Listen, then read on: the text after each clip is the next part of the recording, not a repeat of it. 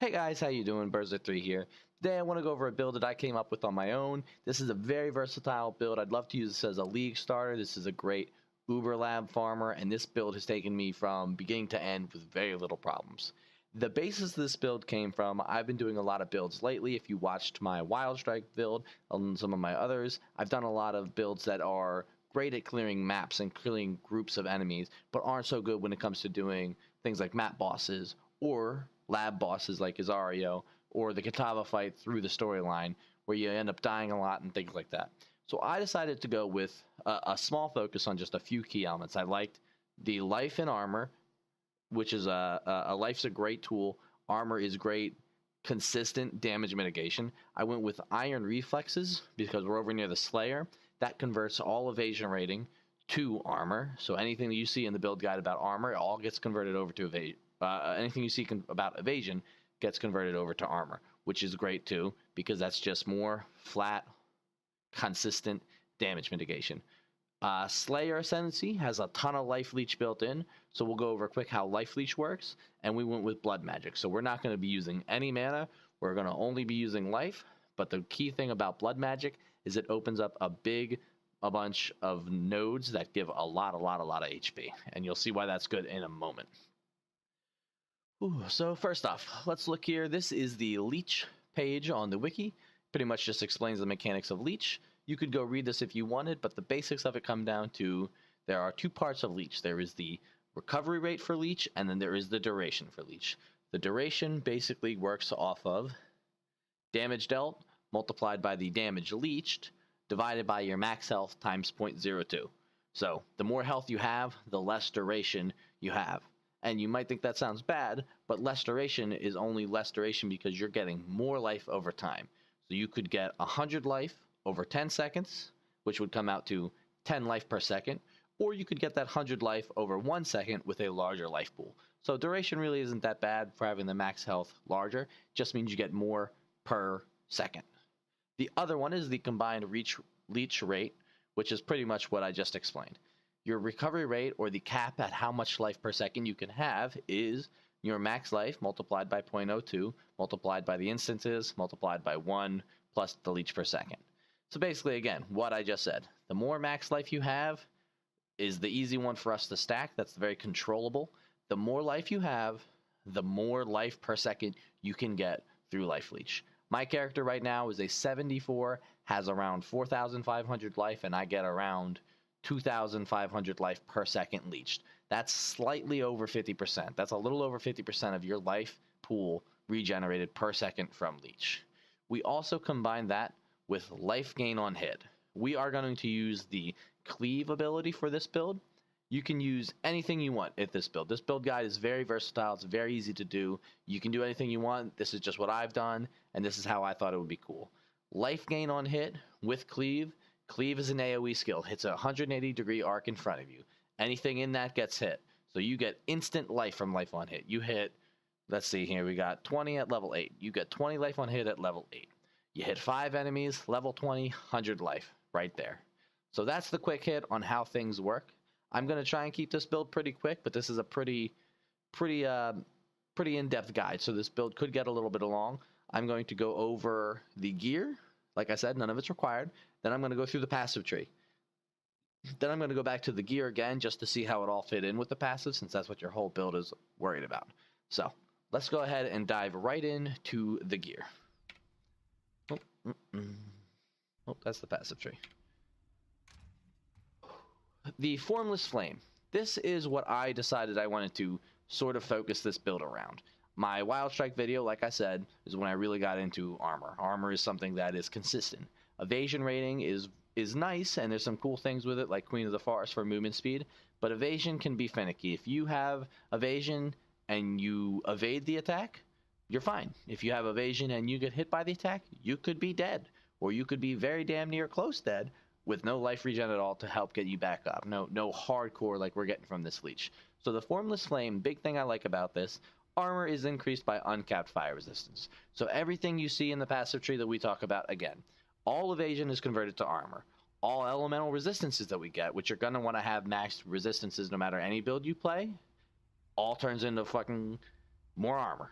It's just armor. Armor. Stack armor as much as you fucking can. So that's what the main build of this goes by.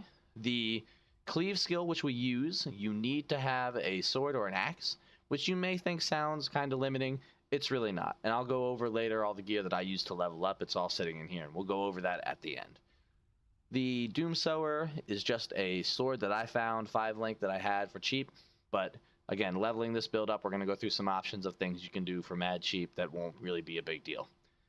Ruthkul's Pelt is what I'm deciding to use. You don't have to use this. There's plenty of better chests out there with higher armor. I like this for the first 2 things. Increased global physical damage. I have 76% increased global phys. You could get up to 100% on this chest, and it also has 160 max life on it. We went with Vaal Pact in this build, which doubles your life leech per second, so the 2% life regen per second does not matter. It's going to be cool if you've decided early on to skip Vaal Pact, but this is a level 60 some item. I think it's 40 without the gems, but anyway. Point is, before you get Vaal Pact, life regen is cool, but it doesn't matter. If you decide to go this route and get this pelt, it also has spell skills are disabled. You can't use spells. Immortal Call is a spell. Heralds are all spells. All the auras, like Hatred or Discipline, those are all spells, things like that. So none of those really matter. Just, again, this is what I ended up having. There's plenty of other things you could get out there.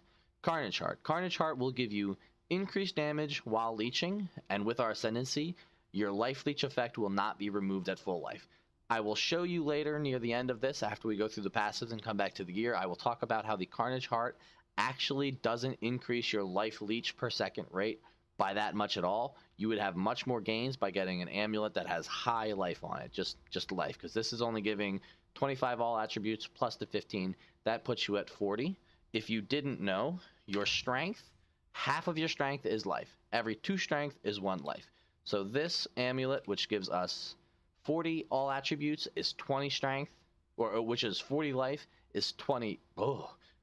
40 attributes, 40 strength, 20 life. That's it. We could get much more out of any other armor increasing, life increasing gear, but I'll talk about that later. Gloves, right now I'm using Hemophilia gloves. They have a chance to make bleeding enemies explode for their max life as physical. I'm also using Vaal Double Strike for the boys to give a little bit of extra damage to single targets. If you haven't used it, it's really cool. But the big thing about it is physical damage against bleeding right there. It adds a lot of physical damage against bleeding. If you're not using bleed anywhere, they're not going to do damage. So I have mine just supported with chance to bleed. I've got chance to bleed on my Leap Slam. I've got chance to bleed on my Ancestral Protector, just to get some bleed out there. That way, if I decide to double strike, I will get more damage. Another good thing to note about cleave. I'm supporting my cleave right now with melee fizz. You could swap that out for a ruthless or a brutality if you were doing 0 elemental. This weapon has 10% physical as extra fire, so a brutality I think would negate all that fire damage. I think it's a brutality. It's not a ruthless, but the 1 gem will negate all other damage types except physical. I use faster attacks. Faster attacks is great. It gives a lot of extra attack speed, especially when we combine it with multi-strike. Multi-strike makes your skills repeat 2 more times. 1 click is 3 swings. Another cool thing about multi-strike is it auto targets. If you use forced standstill and you click multi-strike, it'll multi-strike in the direction, and then the next 2 repeated attacks will auto swing at any targets in the area. The last one I'm currently using is life gain on hit. Cleave is an AoE skill. Like I said, the more you hit, the more you cleave. The more you cleave, the more life you get. Something good to note, we're going to be using the Strength Threshold Gem Overwhelming Odds. If you don't know about Strength Threshold Gems, we will see those in a moment. But Overwhelming Odds is going to grant Cleave Fortify. So Cleave is an area of attack skill, so we don't have to worry about using a melee splash or an Ancestral Call, which would suck up one of these gem links. So we don't have to worry about that because we already have AoE damage.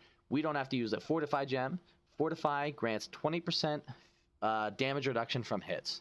Damage reduction from hits, again, this build is focused around being tanky. Fortify for free frees up another slot. We've just freed up 2 slots on your gems to use whatever you want. You don't have to use the life leech once you get high enough and you don't think you need it. Something I like right now and I'm just trying out. This build's got a ton of room to grow. Currently, this is just what I'm using, so stay tuned for the rest and we'll go deeper and deeper into it. like I said, free up 2 sockets just from using those. Hema failures are cool. My rings are just resistance with some life. That's what you want to get on them. Fire res is great. Again, increase your defensive, your uncapped fire resistance there. Increases your armor. I have about 8,000 right now, about 51. On the Path of Building app, I have somewhere around 12,000 armor, and it puts me at like 60% damage reduction. I'm also using Calm's Roots boots. No sockets, not really a problem. Half these sockets I'm using and everything but the cleave are just there to level some gems and try some stuff out. Really don't need a lot of sockets, so Calm's Roots are great for this build. You cannot be slowed below base speed. If you didn't know, freeze is considered 100% slow. So freeze and chill no longer affect you. Temporal chains does not affect you. An unwavering stance you can also look at getting on the passive tree, which we'll look at in a second. If you can't afford a pair of Calm's boots, I'll show you how to get immunity to freeze and chill, and the unwavering stance will give you the ability to not be stunned, but you cannot evade attacks. But like I said, we are going to be using Iron Reflexes, converts all that evasion rating to armor, so you can't evade anyway. Doesn't matter. Good boots for this build. Let's take it into the passive tree. Keep in mind, like I said a moment ago, anything granting elemental resistance is great because you want max elemental resistance, but all the extra fire res, every bit of fire res is extra armor. Everything that increases evasion rating, if you have evasion in the gear, it's the same as increasing armor. So we're stacking evasion, we're stacking elemental resistance, we're stacking life, and we're going to get some leech. That's it. That's what this build goes for. So starting off the beginning, you could go to the... I go to the left.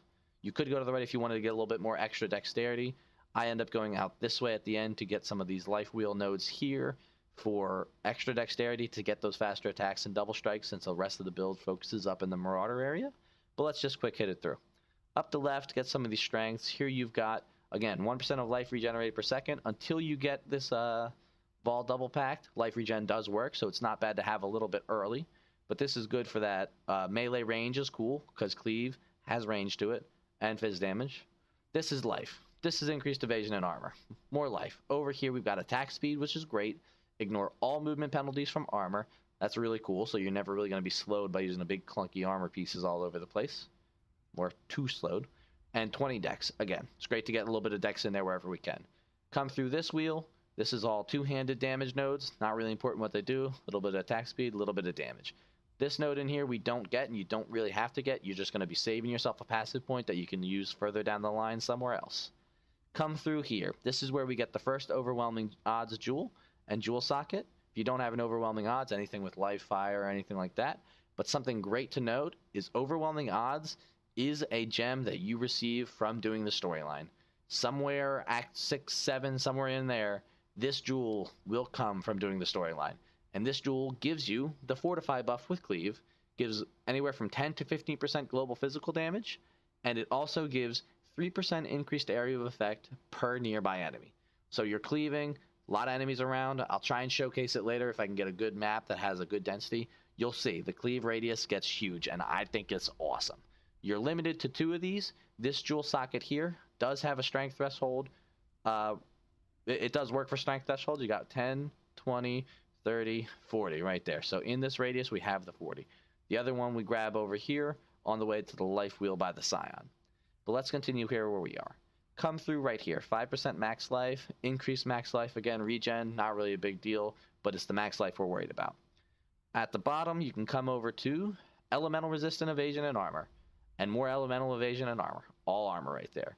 This is where you can grab Iron Reflexes. I grabbed that pretty much immediately because I just wanted to start acquiring armor from the beginning, and this allows you to take any evasion gear that you're leveling up with through, you know, level 10 to the end game. It turns it all into armor, and it almost doubles the amount of gear you can potentially wear. Because if you were a Marauder or something stacking armor, and you found a cool evasion chest piece or something that had a lot of evasion and a lot of good stats that you wanted, but you didn't want to give up all that armor, this makes that possible. So you kind of are doubling the amount of gear. The only other thing out there is energy shield gear, and it's not bad to have energy shield. It's not really what we're focusing on, but you can see I have a little bit. It's just a little bit more effective life, if you will. These are all the Life Leech nodes. This one is Mana Leech and Life Leech. Doesn't really matter, but it's just the mixed one. Here we've got increase Life Leech per second, so 20%, and this increases 3% of your max life to the maximum Life Leech rate. So again, that takes your life pool, takes an additional 3% of your maximum life, and adds it to that total Life Leech rate. So that's awesome. Stacking life really helps with that. Here's Vaal Pact. This is the one that removes all life regeneration effects, but doubles your Life Leech rate. This one, Vaal Pact, I didn't get this, I think, until around the 40s. I took my build over here, and I stopped when I hit this Dexterity node, and I waited. I waited until I found myself at a point where I said, I don't feel like I'm leeching enough. Things are starting to actually burn through my life bar, and I'm not leeching enough yet. That's when I got it. Because having a little bit of life regen, it's not a bad thing when you're leveling up early, and don't actually have a big life pool or big damage to get a lot of life leech from. Next up, you can go into the two-handed melee damage nodes here if you want to. I skipped those and came to them later because I wanted to get over to blood magic. But this wheel here is all really good. This is all Life Leech with increased leech per second, Life Leech with increased leech per second. This gives us 3%, again, 3% max life to leech rate. That's the same thing we just went over, as well as 20% increased damage while leeching. So that is going to work in pair with our Ascendancy. We're going to be able to get free leech. You're going to be able to not remove leech effects at full life. So that is basically 20% damage additionally while you're attacking. And this is another plus 3% of max life to leech rate. That's huge. These three nodes right here, 3% to max leech, 3% to max leech, and over here 3% to max leech. That's almost 10%, 9% of your health pool added to your leech rate. Next up, that goes really well when you come up here to blood magic. Removes all mana, spend life instead of mana for skills. Not really a bad deal. Now that we have all this leech, you're really not going to notice too much of it. And it gives you 10% max life here, 10% max life here, and then this is another 15% max life with 50% less mana reserved. Now to note here, 50% less mana reserved, obviously we don't have mana. That means if you want to reserve any mana for one of the heralds or something, you're going to be reserving life. But you're going to be reserving 50% less of that life. So a 25% mana reservation skill gem is now 13, I believe it rounds up. And also good to note is that the life leech per second is off of your total life pool, not of your unreserved life pool. So it doesn't matter if you're reserved 50% of your life, the leech rate is off of your total life rate. This is where we talk about Unwavering Stance. Unwavering Stance is what we get on Calm's boots. They give you, like we said, the ability to not evade any enemy attacks, but you can't be stunned, which means you'll never stop swinging, which means you'll never stop leeching unless you get frozen. But like I said, we'll worry about that in a bit. With the Calm's boots, you can't get frozen either or slowed down, so you don't have to worry about it with that. You can negate this node here, 10 strength, and this node here, 10 strength, and you can come up 1, 2 here, and then there's just 3 more to get to the Unwavering Stance. I'm planning on coming through this life wheel here. Bloodless, I think, is nice. Enemies can't leech life from you, so you're going to leech life from them, and they won't be healing back off of you. So it just helps you kind of burn enemies down so they don't leech. I'm going to come through this armor and elemental resistance, again, all armor, and armor, and 4% additional physical damage reduction. It's just tons of armor, tons of physical damage reduction from armor, and then you get flat physical damage reduction on top of that. So I'm eventually going to be coming through here anyway. So if you do get Unwavering Stance, it's not like you've wasted a couple, because I'm planning on coming over here anyway. These are great nodes to have. Next up, all the way up to Resolute Technique. If you end up not getting a couple of the weapons that have hits can't be evaded, or you start noticing that your hits aren't hitting because your hit rate is dropping, grab Resolute Technique. You're not going to notice it probably until you hit like level 25 to 30 or something like that you're not hitting as much as you thought you would be. So I just rush it because I know I'm going to want it later. You get it early, you'll never have to think about it again. Then these 3 nodes here I think are great. Indomitable is surrounded by these other armor nodes, but Indomitable is 20% reduced extra damage from crit strikes. That means, again, you're going to have all this armor, so you're reducing the damage done. Then you're reducing the damage from crit strikes, and you also have stacked on from down here, we're going to have 4% additional physical damage reduction. So you're just layering on the consistent damage mitigation, which is what I love about this build. After you get all the way up here and get Indomitable, That's when I would then come across and go down and get the other overwhelming odds jewel socket and grab all this life down here by the Scion wheel.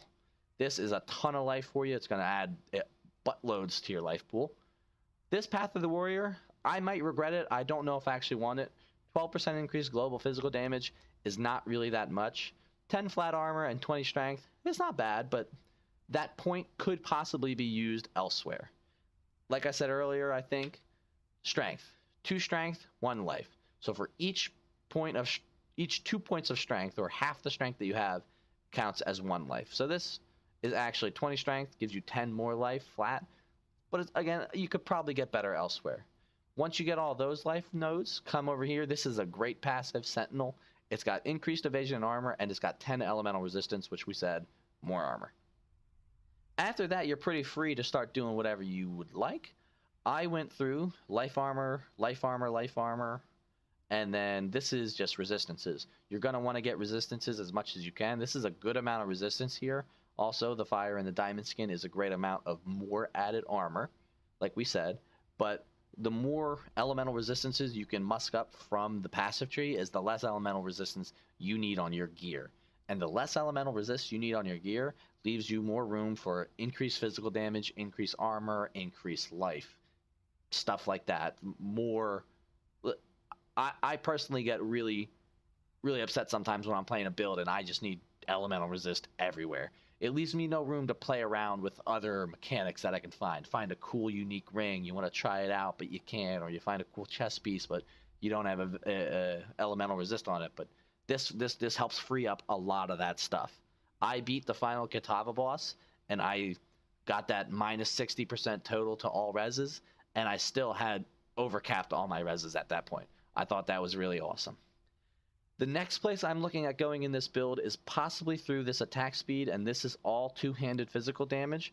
Currently, the build doesn't have the most single target physical damage, but it does sustain very well through single target. So it just takes a little bit of time. You're just kind of standing there swinging through, waiting for them to die, but you're never really dying. So just to get a little bit of clear speed, that's probably where I'm going to head. The other option I thought about was getting this armor here, here, and here, and this gives a little bit of movement speed. But that is, it's kind of, do you want a little bit more damage? Do you want a little bit more tanky? You can probably afford both once you start getting to the mid-late 80s of your build. This passive here doesn't really do anything. We can't be stunned, we don't really need the strength, and we don't regenerate life. But this is the quickest way to get to these 4 nodes here. And these are pretty big. This is 5% life, that's flat life, 10% increased life, that's a bunch of life. And then there's more life here. This gives 26% melee physical damage and melee attack speed. So that is really, really a good amount of stuff. So is it worth sacrificing that 1 point to you to save all these to get that kind of stuff? You could do it. You have a ton of refund points. They're easy to come by. You could try it out and then finish this side out and then refund these couple if you didn't really feel like you needed that much more armor. But that also adds to this wheel here. This is all armor, life, armor, life, armor, life. And that one's life regen, so skip that one. But there's good armor nodes all around there. Finally, like I said, I don't know if I said or didn't say, but I came out here to get this dexterity. Leaves me open to get these life nodes here, and this is a 10% increased maximum life, 8% chance to avoid elemental statuses. You're not getting chilled and you're not going to be getting frozen, but ignited and stunned, you might want to, or ignited and shocked, you might want to try and negate. So that's pretty much the build. Currently, like I said, I'm only level 74, so it's not like I don't have room to grow. The next 10 levels will breeze by. I'm planning on getting these attack speed nodes here, and like I said, all these damage nodes, and see where I go. Like I said, come through here and get these life. There's still room to improve this build pretty easily. So with that all being said, I just did my Uber lab with 1 Dark Shrine. I only got 1 Dark Shrine doing the whole thing. I was level 73 and I got level 74 afterwards, so I did that yesterday. I did the Azario Dark Shrine, didn't die. I'm sorry, I did the Azario fight. I didn't die, and I only had 1 Dark Shrine. It was traps are disabled in the Aspen's Plaza. So the end boss fight with Azario, if you're familiar, there's all the traps around. Those were disabled from my fight. That was the only Dark Shrine I had, so I didn't have anything that made me tankier, or an acceleration shrine for increased speed, or like a massive shrine for increased life. It was just a basic, and I probably could have still done it with the traps around because I just stood there and I face tanked him, and that's what I wanted this build to be. I just stood there and I swung my weapon over and over and over. He spawns ads around, which sound bad, but with the life gain on hit, it's the more ads they spawn, the more life you get back. That being noted, we'll do a quick look again at all the gear. I will show you now about the Carnage Heart. Where, oh where is my path of building? Like I said earlier, I told you that you don't really need the Carnage Heart, and I'll show you right here how this works. So this is, I just imported this build into my Path of Building app. You can go over to the calcs here. We'll switch to Cleave, and we'll put this on Cleave. The life leech on hit rate, I get about 3,000 life per second. This says 2661. I don't quite understand why these numbers are different because I don't quite understand the app. But again, I only have about 4,500, and the leech rate is 2,600. So I'm just over half of my life pool per second. If you can see here, and you can see right above the list of all the values for where this comes, it says time to reach cap 0.7 seconds. And then right above that is the leech rate of 260.61. And I'm going to show you right now how the Carnage Heart doesn't really do much for you. If we go into the Carnage Heart and we take that off, we go back to calcs. So we've dropped from 2660 to 2630. So you only lost 30 life per second, and the time to reach cap went from 0.7 seconds to 0.8 seconds. So that's what I mean when I say you can get, we're so overcapped on our life leech right now by all the mods we got. I like to have it if you really wanted to push this build and you really wanted to look at some of these nodes where you could afford to lose maybe a little bit of life leech, like this one here perhaps, or these two here, and save yourself a few more passive points to spend them elsewhere. You could, wouldn't be a problem, but this is just the way I decided to play it. So with that being said, that opens up our amulet slot. Amulets, you can get things like increased armor, you could get increased fire res, you could get increased life. Those three right there could be a huge buff to tankiness. And if you found one that had some physical damage on it, right there you would have plenty of defenses and probably still have very similar amounts of damage. This is where I am going to show you the gear that I decided to try and level this build up with. The only thing here is the Quicholi is a level 22, and I don't know how rare these ones are if you were going to do this as a league starter, but this is a mace. This one would not work with Cleave, but it's kind of fun. It has the enemies killed explode for 10% of their life as damage. So that one's just fun, and it just gets you up to the Reaper's Pursuit, but you could probably be okay with the wide swing still. But anyway, like I said, Cleave you can use at level 1. Limb Split. +1 to level socketed gems. Actually, I'm sorry, I skipped over the Ascendancy. Let me quick talk about that and show you where I went. I originally went with Overwhelm first, basically for the cannot be stunned. And thinking back to it, I probably should have did what I said about getting the Unwavering Stance for the cannot be stunned, but I got that and then I regretted it later, or refunded it later, so to speak. First Ascendancy I would get is possibly Endless Hunger. 20% of overkill damage leeches life, and you are immune to bleeding while leeching. I really don't like bleeding, and free immunity bleeding, to me, is great. Next up, after this, you can kind of play it whatever you want. The last one I would probably get is what I'm calling the Uber Culling Strike, if you will. This is gain Onslaught for 20 seconds when you kill a rare unique. Onslaught, if you don't know, is 20% attack speed, 20% cast speed, 20% movement speed. So it's just, you're just faster, which feels really awesome. And kill enemies that have 20% or lower life when hit by your skills. That is really, really cool to me. If you're having trouble possibly with the Azaro fight, the last Uber Ascendancy, and you wanted to get that one before you got Brutal Fervor, maybe just to help you get that Uber call on him on that last fight, because he's already at a third life, and to get him below 20% really wouldn't take a whole lot for you to do. But if it's your league starter or something like that too, you still have to find all your Trials of Ascendancy in the maps before you can even do that. So I would decide to go Endless Hunger. From here, again, you could go Brutal Fervor or Headsman, depends on how you would like to play it. 20% more damage if you've killed recently, and 20% increased area of effect if you've killed recently. Cleave works on area of effect. Bigger mobs, Cleave with these overwhelming odds gems.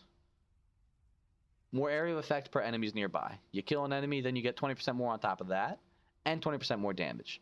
But the Brutal Fervor gives the 100% increased life leech per second, which you probably will notice earlier in the game.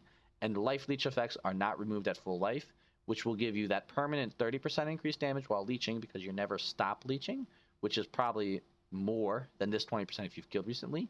And like we may have saw down here, this one also gives 20% increased damage while leeching.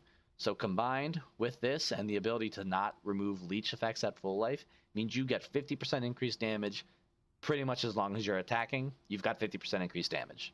So I would go first Ascendancy, Endless Hunger, second Ascendancy, Brutal Fervor, third Ascendancy, Headsman, fourth Ascendancy, Bane of Legends. If you wanted to start out with Overwhelm at your first Ascendancy and not go over here for the Unwavering Stance, you could do that, but that's just the way I played it. So now that I hit you up with those, now I'm going to go back and quick show you the gear I did before I go hit a map. Sorry it's getting pretty long, but we're almost through it. Limb Split. Culling Strike, 1 to Socketed Gems, level 13 required. So you can get that pretty early. It's not a very uncommon if you're league starting. Same with a Wide Swing. Level 18, 20% increased area of effect. So if you're using Cleave, that's a huge range if you put Cleave in there. Told you about the Quicholi, things blow up, but you can't use Cleave with it. Next is the Reaper's Pursuit. This one is pretty nice. It does have hits can't be evaded. It does have Culling Strike, and it's got 15% movement speed while on full life. So that's very fun for a leveling build kind of thing, or leveling through the storyline if you can get your hands on one, because 15% increased movement speed is nice to have. But this weapon, for some reason, to me, always falls off very fast. I think it's possibly because the low attack speed at 1.25% or 1.25 attacks per second is just low to me. And the damage and the movement speed, you just crank through some of those mid 30s to 40 levels, and then the content gets hard. And the next build that I got, I had a 5-link Terminus Est, and if you could afford one doing a leveling build, it's really good. A Terminus Est is great. 10% movement speed. It's got high attack speed, almost 1.7 attacks. That's 0.5 attacks more per second than the Reaper's Pursuit, but it's a level 51 require. So that's a level 33 to a level 51. I left this gap. Find something between there. Find a good rare yellow axe. Find a good rare sword. Find a not axe or mace that you can just use without Cleave with something else for a bit. Maybe use it with Double Strike or something while you're leveling up. And then after these, it starts to get a little bit more expensive. A Terminus Est will carry you through the third Azaro fight. I did it with the third Azaro fight. You could find a Calm's Primacy maybe. That's got some pretty good damage. Has Culling Strike. Currently, I'm using the Doomsower. Has increased area of effect. Again, really cool for Cleave. Has increased attack speed. Really great. The Socketed Red Gems get 10% physical as extra fire. I don't really care about that. Just kind of something that came with it. I'm thinking about getting myself a Starforge for this build. If you don't know about a Starforge, look it up. But it also has increased area of effect, and it's got tons and tons of damage, and your physical damage can shock, but you deal no elemental damage. So for me, I would go pure physical. I wouldn't reserve any life on any heralds or anything. Shock would give me more damage. Increase of area effect would be awesome, and that's the way I would play it.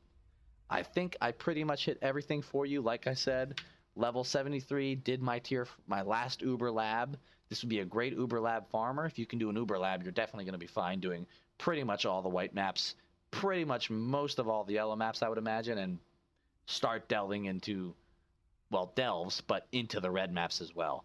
For a first build that I've ever made and thought of doing a guide, this is great.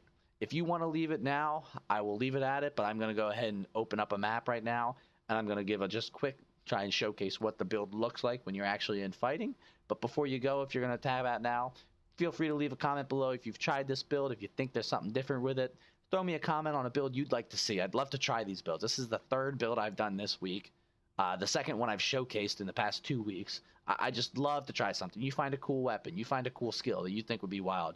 You think something on the passive tree is crazy, and you're like, man, I want to see somebody make a build around, iron grip. Strength gives projectiles. That's something I'm thinking about doing next. Feel free to leave it in the comments. Follow the link over to my Twitch channel. I try to stream pretty much 4 times a week. That's where a lot of my content comes from. I'm trying to put out more YouTube videos, but I'll leave it at that. Like this video if you like it.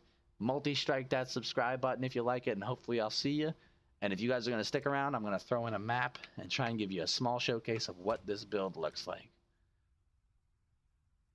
Another great thing to note, since I'm popping a map in here, something I'm really excited about, maps that have players can't regenerate life or mana. Doesn't matter because you don't have mana. And you're using Vaal Pact, so you don't regenerate life anyway. Maps that have physical reflect. Doesn't matter because you're immune to physical reflect. Maps that have elemental reflect. We don't do elemental damage, so that doesn't matter either. You get a lot of really good immunity to some of the dumb map mods early, which you could save yourself a chaos or two here or there trying to chaos a map that you wanted to get completed. So like I said, we've got... Oh, hey, stop that. Let me quick clear this out so I can chit-chat for a second here. Double strike. We get the free fortify up here. So I use double strike for like a little bit more single target. I use my cleave to get that free fortify, and then I swing around with my double strike. Double strike has chance to bleed because of the good damage on it. Multi-strike for a lot of attack speed on it, and melee fizz. I've got Ancestral Protector with the increased duration Ancestral and chance to bleed, just to spread some of that bleed around, and you lay that Protector down and it gives you a decent amount of attack speed.